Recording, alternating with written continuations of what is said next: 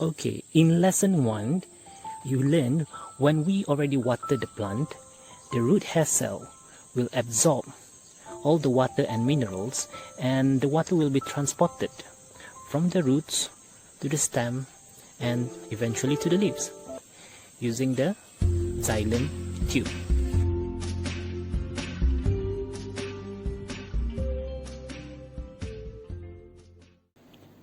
Next, what happens to the water once it reaches the leaves? This picture will help you to figure out the answer.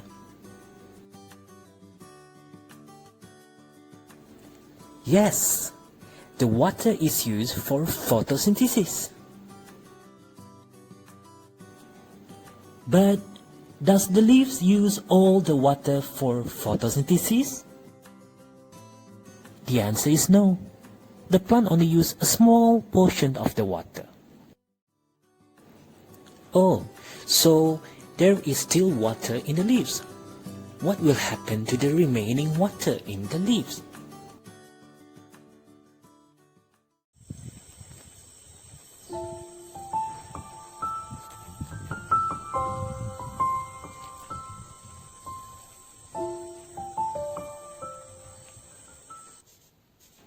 Objectives of the lesson. At the end of the lesson, you must be able to, number 1, to define transpiration, and number 2, to describe wilting.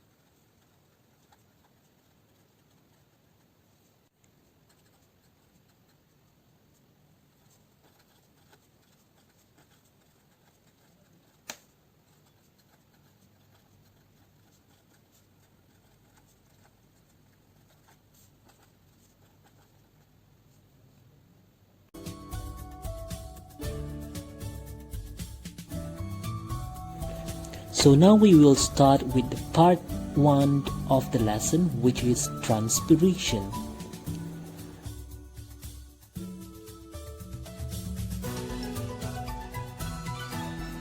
As I mentioned earlier, the plant only uses a small portion of the water for photosynthesis.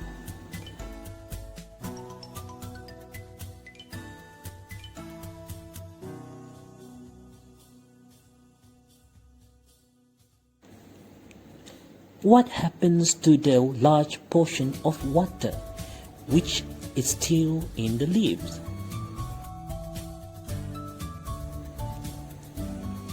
Oh, the water is lost by evaporation through the stomata of the leaves. So the water is lost by evaporation through the stomata of the leaves.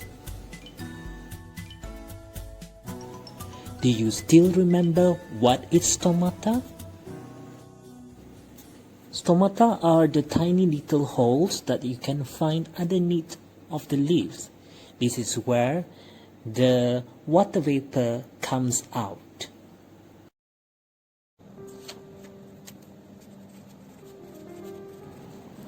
But if you guys still cannot believe it, let's do one experiment to prove this.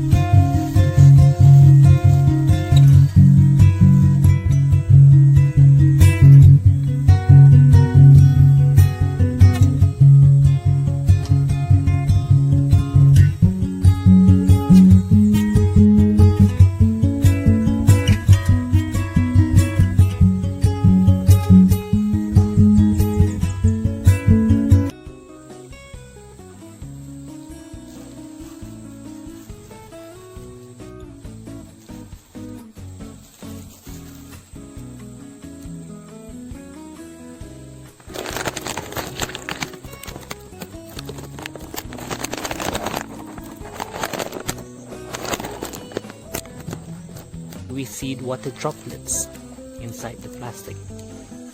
This is a proof.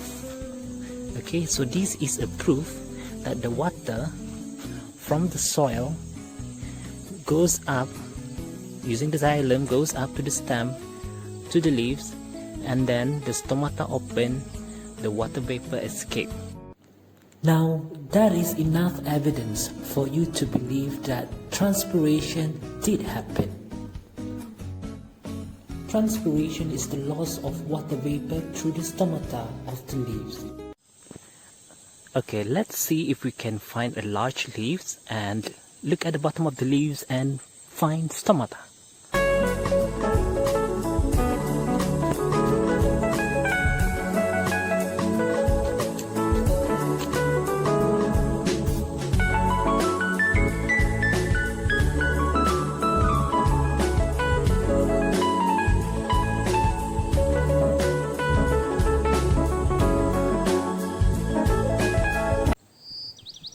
Can transpiration be fast and slow?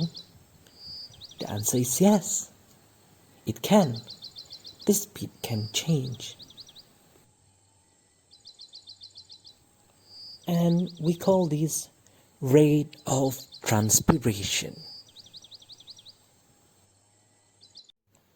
Let's talk about rate of transpiration, or you may call it the speed of transpiration. The rate or the speed depends on 4 factors. Let's learn all the 4 factors. How can the rate of transpiration be increased? In other words, how can transpiration be faster? Factor number 1 is the temperature. If the temperature increases, there will be more water evaporates from the leaves, so the rate increase. So you can say in a hot weather, transpiration is very fast. Factor number 2 will be the humidity. What is humidity?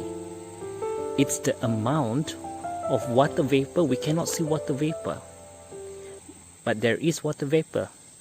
The amount of water vapor in the surrounding of the plant. If there's a lot of water vapor here, we call this place is very humid. If the surrounding has less water vapor, we call that place dry or less humid. If you have a lot of water vapor here and it's very humid here, we don't need more water vapor to come out from the plant. So the rate of transpiration will slow down because there's already water vapor outside. It's already humid outside. But the rate of transpiration will increase or will become faster if the surrounding is very dry or less humid. Factor number 3 is the wind.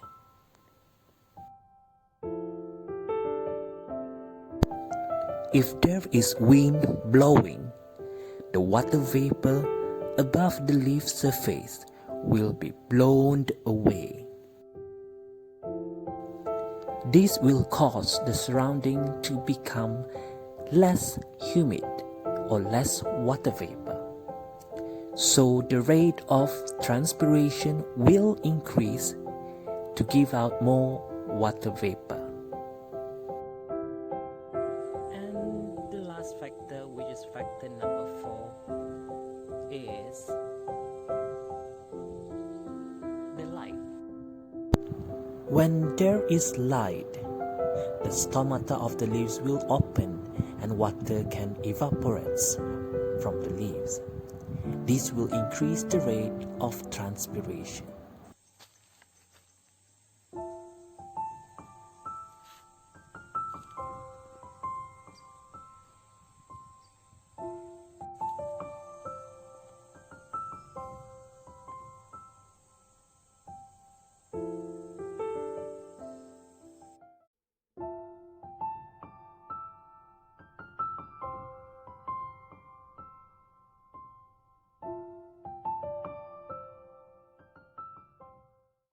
Now you have learned 4 factors that affect the rate of transpiration.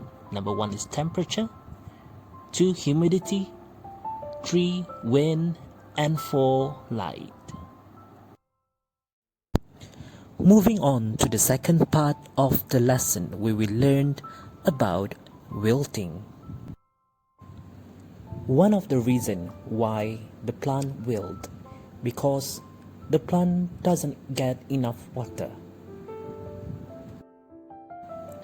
The plant lost most of the water due to transpiration. When the water evaporates and become water vapor that comes out from the stomata of the leaves.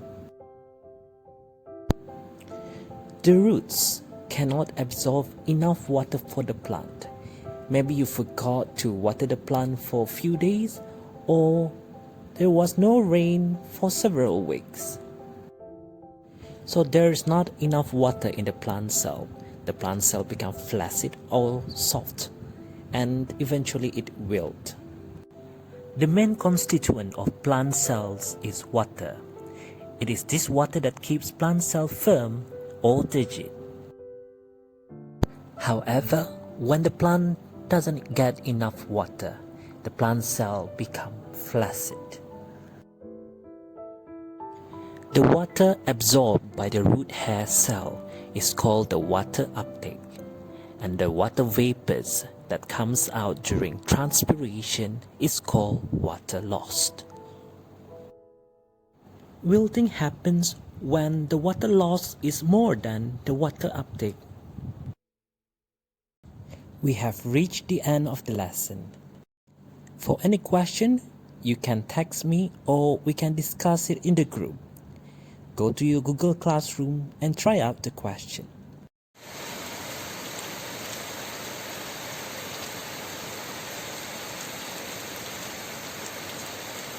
Right, while we're doing our project on transpiration and wilting, look, we have another guest today. Let's see if we can come close. Hopefully I don't jump. It's a lizard. It's a lizard. Okay, that's enough. Bye.